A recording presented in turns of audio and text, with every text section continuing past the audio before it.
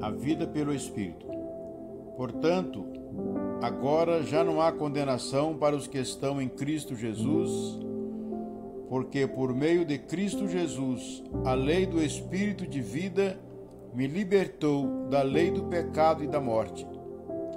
Porque aquilo que a lei fora incapaz de fazer por estar enfraquecida pela carne, Deus o fez enviando seu próprio Filho, à semelhança do homem pecador, como oferta pelo pecado.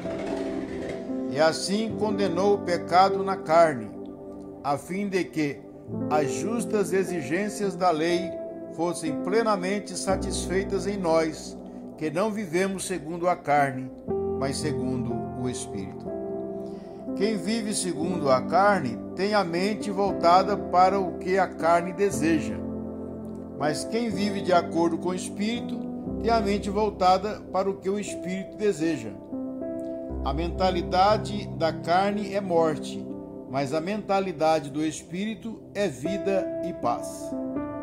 A mentalidade da carne é inimiga de Deus, porque não se submete à lei de Deus, nem pode fazê-lo. Quem é dominado pela carne não pode agradar a Deus. Entretanto, vocês não estão sob o domínio da carne, mas do Espírito, se de fato o Espírito de Deus habita em vocês. E se alguém não tem o Espírito de Cristo, não pertence a Cristo. Mas se Cristo está em vocês, o corpo está morto por causa do pecado, mas o Espírito está vivo por causa da justiça. E se o Espírito daquele que ressuscitou Jesus dentre os mortos habita em vocês, aquele que ressuscitou a Cristo dentre os mortos também dará vida aos seus corpos mortais, por meio do seu Espírito que habita em vocês. Portanto, irmãos, estamos em dívida, não para com a carne, para vivermos sujeito a ela. Pois se vocês viverem de acordo com a carne, morrerão. Mas se pelo Espírito fizerem morrer os atos do corpo, viverão. Porque todos que são guiados pelo Espírito de Deus são filhos de Deus. Pois vocês não receberam um espírito que os escravize para novamente temerem, mas receberam um espírito que os adota como filhos, por meio do qual clamamos: Abba, Pai. O próprio Espírito testemunha ao nosso espírito que somos filhos de Deus. Se somos filhos de Deus, então somos herdeiros, herdeiros de Deus e co-herdeiros com Cristo, se de fato participamos dos seus sofrimentos, para que também participemos da sua glória, a glória futura.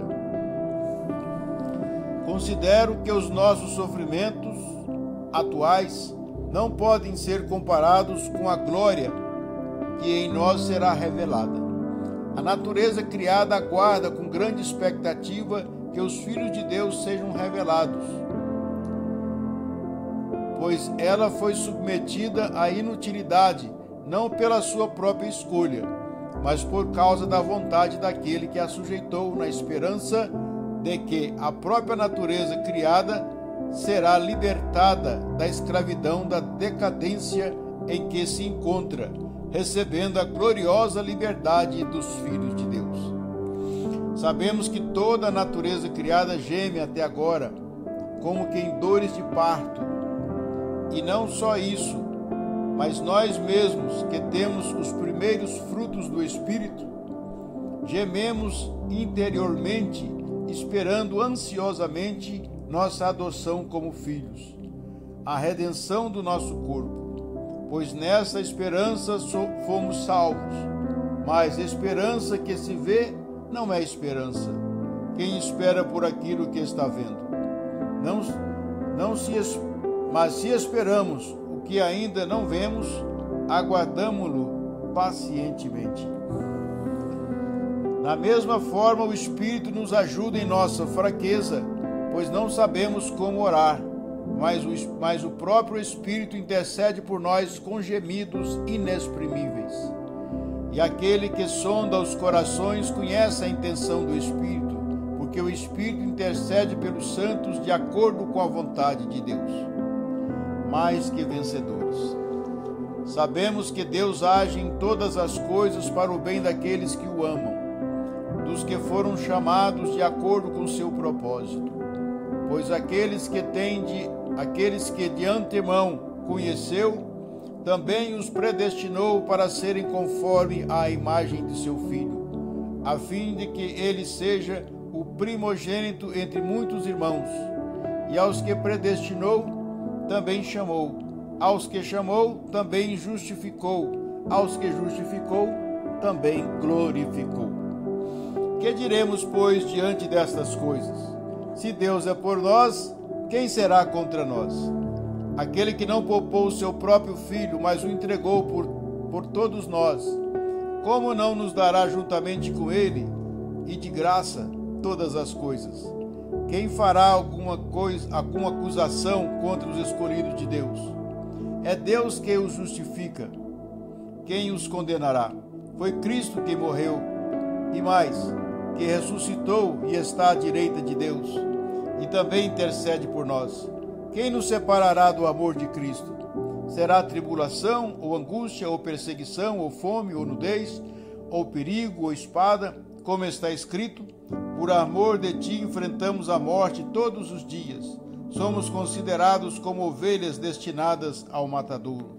Mas em todas estas coisas somos mais do que vencedores, por meio daquele que nos amou, pois estou convencido de que nem a morte, nem a vida, nem anjos, nem demônios, nem o presente, nem o futuro, nem quaisquer poderes, nem altura, nem profundidade, nem qualquer outra coisa na criação será capaz de nos separar do amor de Deus que está em Cristo Jesus, nosso Senhor.